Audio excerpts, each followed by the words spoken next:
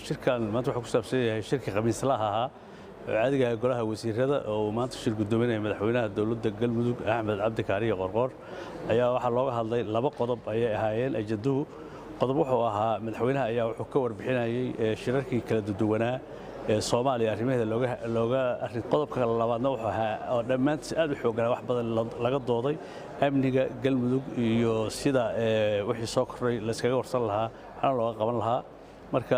wasaaradda amniga iyo wasaaradaha kale la shaqada leh ayaa la dhageystay waxaana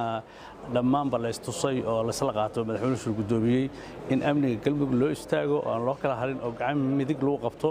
in sidii Galmudug meelaha wax ka jirjiraan loo xalin lahaa haddii noqon lahayd qabaa'ilada sidoo kale gabagabada shirka waxay loo tacsiyeeyey saraakiishii iyo ciidamadii argagixisadu jidka u galeen oo qarxiyeen iyo familiyadoodii iyo dadka reer Galmudug waa looga tacsiyeeyey in Ilaahay u naxariisto carruurahoodii iyo dadkii ehelkaana u boodhayo dowladda Galmudugna ay il gaar ah ku hayn doonto